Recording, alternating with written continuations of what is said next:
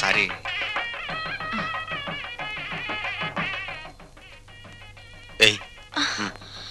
అరే లేమ్మా, ఏమిటి ఏమిట్రా ఇది? అమ్మా నాన్నల మాట విని చెడ్డగా ప్రవర్తించాను, నన్ను క్షమించండి అత్తయ్య.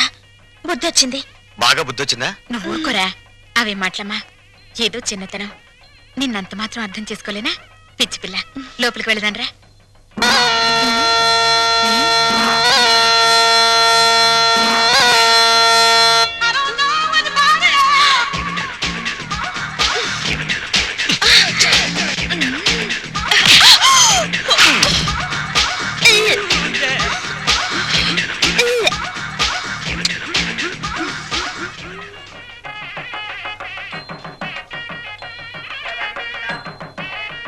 అత్తయ్య, ఏమిటి? ఏమైందమ్మా?